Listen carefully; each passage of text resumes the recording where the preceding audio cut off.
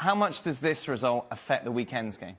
Does it play into Chelsea's hands at all? A little bit of momentum for them to make a difference? No, I don't think so. And they made a few mistakes at the back again, which is, well, it'll be different personnel, but they made some mistakes again. Ali touched on it, the one mistake that Sturridge almost scored. But in terms of the intensity of the Liverpool pressing game and how dynamic they've been, that's going to go up several notches at the weekend. We know what Chelsea are going to do. They're going to bring Jorginho back in as one of the main key players in front of the back four. They're going to look to pass everything through him. So the key for me is watching what Liverpool do with Jorginho and with their pressing game, which is going to be ratchet up several notches from what we've seen in this tonight. I think to that point, it wouldn't surprise me at all that, okay, you're playing with three up front, with Mane and Firmino and Salah, and that two-go press and one drops on Jorginho and say, okay, how are you going to get out of this? Because this is your guy. This is how you transition forward. We're going to press with two. We're going to force somebody else to make this decision so that Jorginho, and then the guy that doesn't go and press the two defenders drops into Jorginho and say, okay, send it over to the other side. We'll send two guys over there and one drops underneath. Hello, welcome to Extra Time. A really busy day today. Lots of football going on. A very bad day for the big two teams in Spain. Who has more to worry about based on today's results? Barca or Real Madrid? Oh, sorry. What's that? I said Europe. Are you in Ryder Cup mode? Ryder Cup pair. Oh, wow. Ryder Cup pairings here. Who's more to worry about? Who? Barca or Real Madrid? Real Madrid. Barca just wants to Leganés. Yeah, but they've got a coach who got them over the line last year, so they've got a bit of continuity, and they've got Messi. Lopetegui's new. Yep. It's either there or it's there. Oh. Yeah, the concern with Real Madrid is that they knew the result of Barcelona. Yep. And they showed up in the first 45 minutes and got destroyed by Sevilla. That doesn't send a good message. Gab, Hazard's goal tonight or Salah's Puskas goal? For me, Hazard's goal tonight. Yeah. Although that's tempered by the fact that, let's face it, it's the League Cup. I mean, yeah, but Salah's goal was just against Everton. Pins. I've got an idea. Why don't we get some fans Yeah, to vote? it's a good question. That's one for Stevie Nicol. What's better, Everton's first team or Liverpool's reserves? There we go. I don't know. Right. That just shows you, though, it was what we're talking about briefly, that that Salah goal could be equalled or bettered most weekends in any country with a decent quality.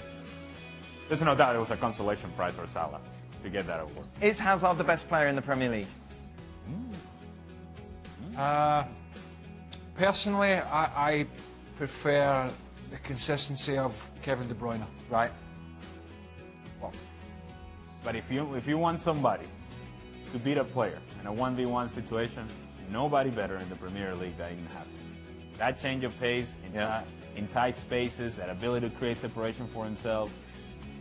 The consistency is an issue. I agree with that. But in a moment where you need something magical to happen, Eden Hazard can provide that for you. Finally, Gab, if you could play for any coach at the moment, who would you choose? Oh, I know the answer. I know, there are a couple of choices. Who would you have? have? A couple of choices. Tuchel, Pochettino, Ancelotti. Ooh. It would likely be one of those three, wouldn't it? I think, given the fact that I'm 6'4.5", I might quite enjoy playing for Sam Allardyce, actually. So there. What? Okay, he can say Sam Allardyce or he wants, but he doesn't mean this. No, of course he doesn't. No, it's got to be he one won't choose one of those three. It's got to be one of them. Which one, Gab? Come on. Or Sampaoli. He loves on Sampaoli too. Oh yeah, he does. I'm just saying. He would be a lot running with Sampaoli, though. That's the thing. Look, I don't know. If you're asking who I'd want to play for, who my favorite coach is, I kind of like, who do you want to play for? The physicality and directness of a guy like Allardyce. Oh God! So Right. yes, I think Sampaoli would be the most interesting, and Ancelotti would be the nicest. Right. Pochettino would be the loveliest. Don't be surprised and to Tuchel see. would be the most German.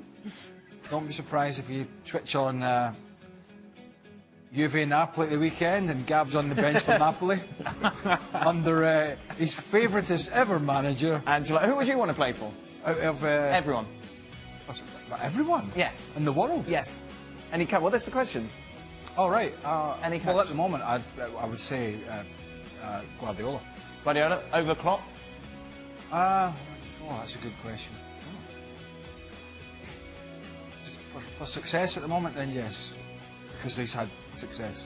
Ali? Yeah, Guardiola would be an interesting experience. Yeah. All right then. Our club would be a lot of fun. Well, Which get a lot of hugs. Yes, a lot of hugs, A lot of hugs. passion. I tell you who's not on that list at the moment. I know. I wouldn't want to play for him. Who's not on the list?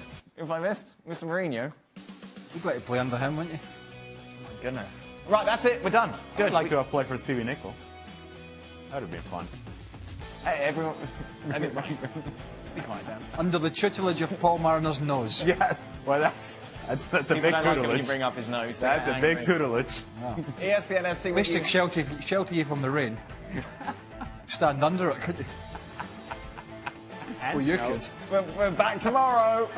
Whoever wanted and whoever let the cameras into the training ground today of all days wanted this story to rumble on and knew what they were doing. Now, this is the viral footage, isn't it, of when Pogba comes out, Mourinho ignores him, and obviously, clearly, there's Hold a on, massive Gab, you're going to disconnect say something, between these Gab? two. Go on, Gab.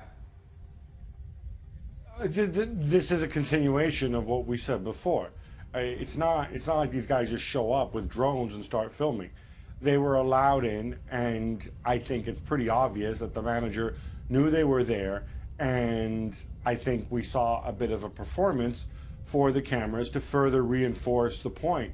To me, the broader issue here is, why is he doing this? Is he doing this to somehow force the club to choose between him and Pogba? That would seem odd, since they can't shift Pogba even if they wanted to until the summer at the very earliest. And Woodward's already said he doesn't want to do that.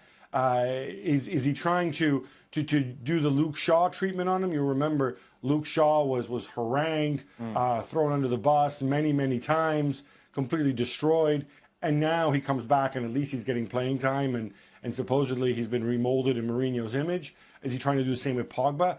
I don't know, but to me this seems pretty extreme behavior from a guy who's engaged in a lot of extreme behavior in the past. That's the point. Point being is the camera should never have been there. But it was all premeditated, Yes, wasn't it? of course, it should never have been there. When you're having a scenario like this, if it's a natural scenario and it's just a disagreement between people, and you want to heal it and you want things to be for the better, you just close ranks. You just close the ranks, right? You shut the training ground down. Yep. You limit the press conferences for players and for managers. People will complain about it. The media will moan about, not getting the access, but you shut up shop until you sort it out, until you get it right. You don't bring the cameras down, exacerbate the situation and full public view. And it's what we talked about yesterday. This is a very, very public spat for a huge club going through a difficult time. And quite frankly, I'll repeat what I said yesterday, there might be a scenario where both of these protagonists leave this football club, because none of them are bigger than Man United or any club around the world. Well, this is toxic now. There's no way of redeeming this, Ali. No. So what do you do? If you're Woodward, what decision do you make? Because something surely has to be done. Well, for me, it's an easy decision, and it's Jose Mourinho's got to go. Right. You get rid of him today. I get rid of him today. And the reason I do that is because when you're willing to go to this length to humiliate a player, one of your main players, Paul Pogba, and the other players see that this is happening to Paul Pogba, their reaction to that is going to be, at least in my experience has been this case, you rally with the player. Players are going to stick together. Right. And eventually what you're going to see, whether you want it or not, is lack of performance. And we're seeing it from Manchester United. When there's a lack of attitude, when there is a lack of intensity about a team, sometimes it has to do with the fact that at this point they're turning their back on whatever the manager is saying. And if that's the case, you get rid of the manager. You can't get rid of 30 players, you got to get rid of the manager. Great for Atletico Madrid, who, by the way, will be looking at what's happening at Real Madrid in that game and looking at Barcelona and how shoddy they were, and say, we've had a pretty slow start to the season with a good squad. Yep. They're really good squadded players.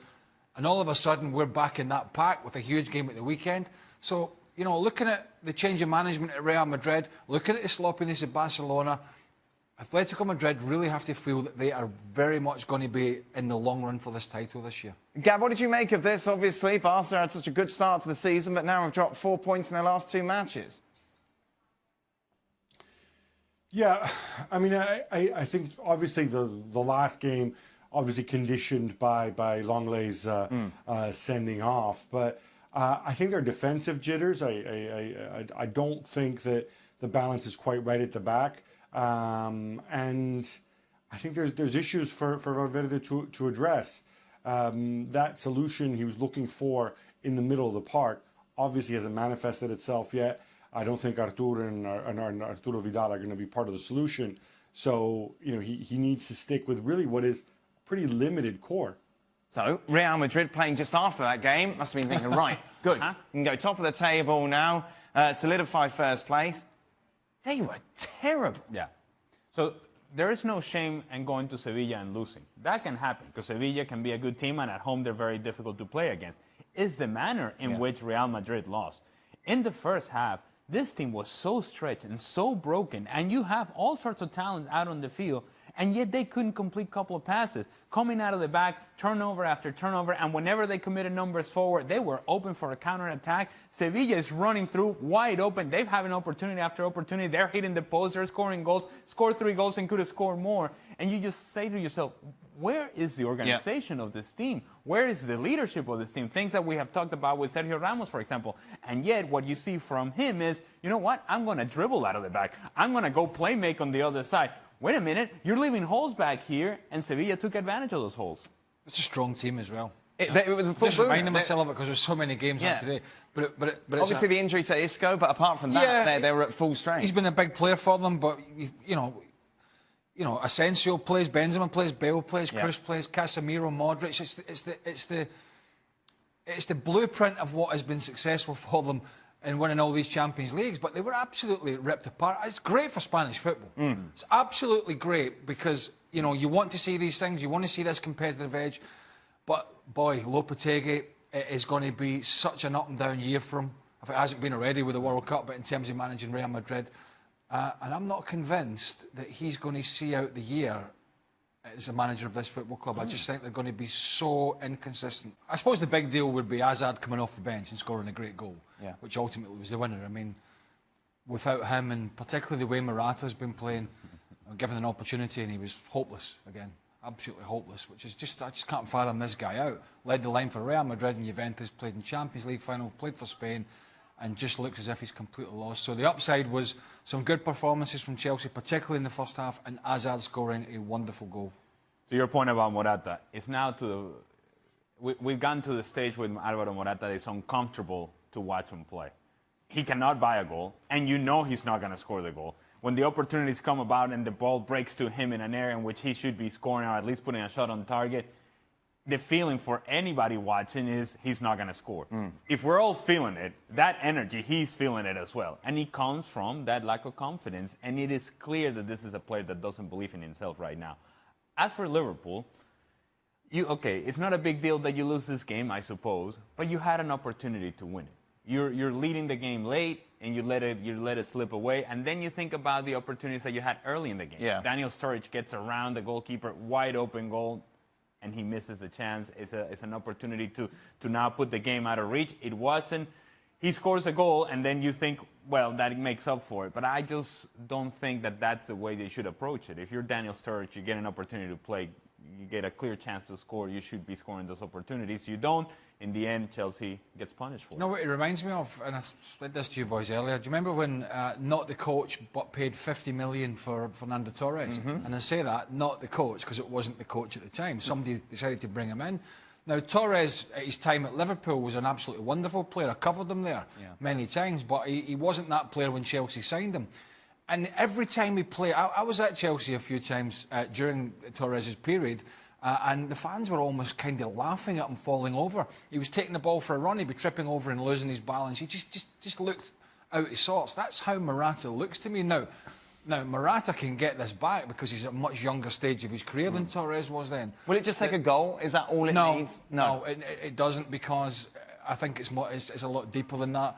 And it is a big problem for Chelsea because you can't just keep saying to Eden Hazard and one or two others, these guys, carry the team. You can't go through a full domestic and European season as they are with a striker who's struggling, and if Olivier Giroud doesn't come in and fill that gap, then it's going to be a huge problem.